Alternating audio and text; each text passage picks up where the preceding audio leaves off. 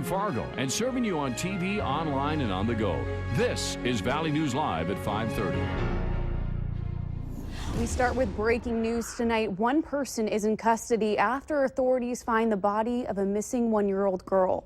Authorities believed Kinsley Ava Leanne Olson had been abducted, and an Amber Alert was issued this morning. It was later canceled when officials say the two suspects were cleared. We received word late this afternoon that Kinsley's body was found in Poplar, Montana. That's where she disappeared from. Officials are on the scene investigating. We'll pass along more information about this case as it becomes available. You helped get the word out about the missing girl, sharing our story more than 3,500 times from the Valley News Live Facebook page. To get breaking news updates anytime on your feed, remember to like Valley News Live on Facebook. Just search Valley News Live, like our page, and you'll stay informed throughout the entire day. Chaos for drivers and construction for workers is about to set in on a major street in South Fargo. Beginning tomorrow morning, the 13th Avenue South Reconstruction Project kicks off.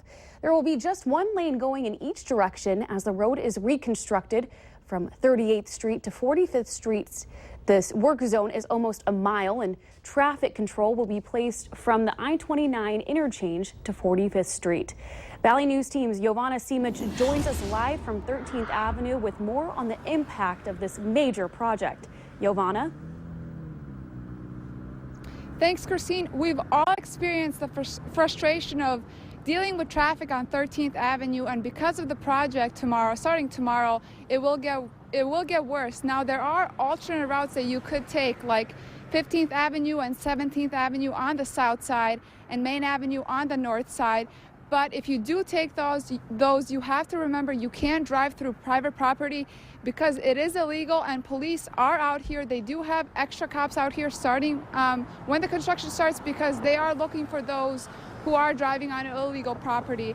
And they do want to remind you to take that extra 10 or 15 minutes before going to work or wherever you're going, just so you can get there on time and not have to deal with the frustration of the traffic. Coming up on Valley News Live 10 at 10, I will have more on this project. And tomorrow morning, Christy Larson will be live just to show you guys how bad the traffic can get. Reporting live, Giovanna Simic, Valley News Live. Okay, thanks so much, Giovanna. The $9 million project is aimed at cutting down on congestion and crashes. 13th Avenue will be 6 lanes when it's all said and done at the end of October. 2 15-year-old boys are recovering after getting hit by a car outside of Moorhead High School this afternoon. It happened around 1:45 just west of the high school on 21st Street South. Police say one vehicle stopped at the crosswalk to let the students cross the street, and a car heading north hit the 2 teens. They were taken to Essentia Health by ambulance, but police say the injuries are not serious. The Clay County Attorney's Office is reviewing charges against Velma Martinez for failing to yield at a crosswalk and not having insurance. A pretty nice day out there, although a little cloudy, but we're seeing that nice peak of sunshine. Let's head on over to meteorologist Robert Hahn to find out what's in store for tonight. Robert? Yeah, it took a while to get here for many of us, but the sun is shining for most of the region, but still dealing with some clouds in other parts of the area. But we are seeing temperatures that have warmed up into the 60s for most of us. However, still 59 in Oak, so we're close to the 60-degree mark. 63 degrees here in Fargo, 66 in Grand Forks and in Langdon. Winds are light. They'll remain light as we head through most of the evening, but overnight tonight, they're going to kick on up out of the north for a little while and become rather gusty. Most of the clouds off towards the south and the east. The rest of us seeing at least some sunshine. And underneath what few clouds we have, no precipitation out there. None is anticipated. As we head through the next few hours here in Fargo, temperatures are slowly dropping on off into the lower 60s as we head through the 7, 8, and 9 o'clock hour. Overnight tonight, cold front moves on through, and that will usher in some slightly cooler air as we head through your Thursday. But we also have a little bit warmer weather on that 7-day forecast, and we'll detail all that coming up in just a few minutes. Thanks, Robert. A body recovered from Lake of the Woods yesterday has been identified as 28-year-old Keith Ayers of Baudette. Ayers had been missing since last October when the bodies of 2 other men, Justin Hogvet and Cody Ostendorf, were recovered after their boat was found capsized near Flag Island. Last night, Ontario police responded to a report of a deceased male on the shoreline of Powder Island on Lake of the Woods. An autopsy is scheduled later this week at the District Hospital in Kenora. There were some tears today at a public forum regarding budget cuts at the University of North Dakota. UND is trying to make $21 million in cuts following less state funding because of a state budget shortfall. Valley News Team's Neil Carlson shows us what happened at that public forum this afternoon. I will no longer be employed at this institution. It is not because I don't love it. It is not because of my performance. It is because of the budget cuts. This woman is losing her staff position working at UND's One-Stop Information Center. We will have an internal recruiting program on, and hopefully, we can find another slot, but find another place so that you can remain in the family of the University of North Dakota. It was a packed house of 700 people, some of them lined up to cite their grievances for the loss of 2 programs, a minor in sign language and the music therapy program. The tuition and fees generated cover the program's cost. President Schaefer, you have said that it breaks even financially. Therefore, suspending it saves no money.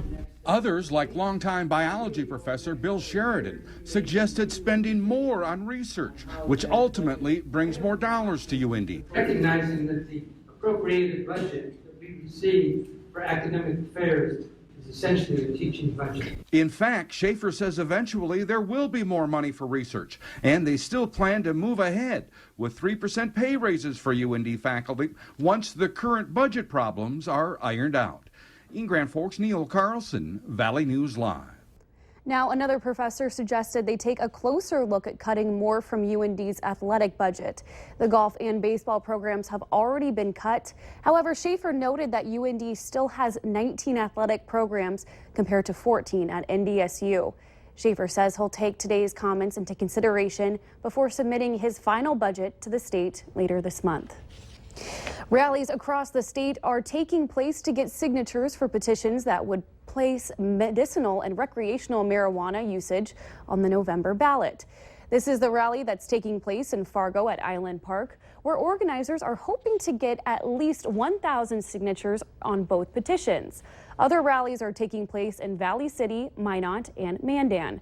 More than 13,450 signatures are needed to get both measures on the November ballot. Valley News Team's Cornelius Hawker will have more on this story tonight on Valley News Live at 6. Moorhead Mayor Delray Williams took time this morning to meet with neighbors and businesses at the latest Coffee with the Mayor get-together. Williams answered questions about concerns over traffic projects and how they'll impact businesses. She also answered questions about the search for a new city manager following the ouster of Michael Redlinger.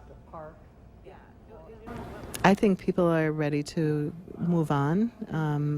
Mike was great for our community, and now it's different. Williams says the search for Redlinger's replacement will begin soon. A brand new venue in downtown Fargo has announced their first series of concerts. Sanctuary Event Center is located on 670 4th Avenue North in the historic St. Mark's building. Owners say it has great character with reclaimed wood from the former chapel's flooring and joists. A bit of construction work is still being done, but today they announced 9 upcoming concerts from June to November.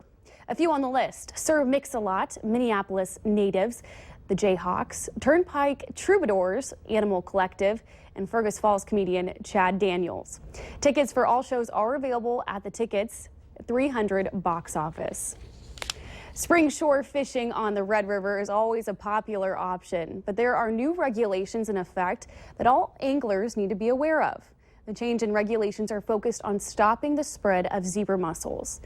When you're transporting a boat, you cannot have that plug in it. That's a statewide regulation. A new rule that's specific to the Red River: you can't remove any water, so that means emptying out the bait buckets and fish pails and dump that water back into the river.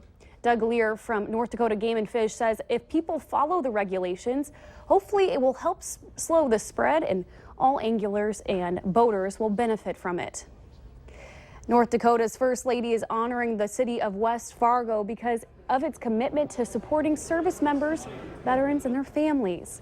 Today, the city was designated as a North Dakota Cares community. That means it's taking steps to help military personnel find the benefits and services they need. The VFW here and all the military people have given so much back to the city, and so we want to do whatever we can to help our military personnel in West Fargo and the metro region, for sure. 11 cities now have the designation of North Dakota Cares Community. A third child is crushed to death after a popular IKEA dresser topples over. Details on which dresser and how to make sure it doesn't happen in your home is still ahead tonight. Partly to mostly sunny skies across the area. Some mild temperatures, but a cool front just off to our north. That makes its way through the region overnight tonight into tomorrow morning. That will usher in some cooler air that won't stick around all that long. All of your forecast details coming up right after this.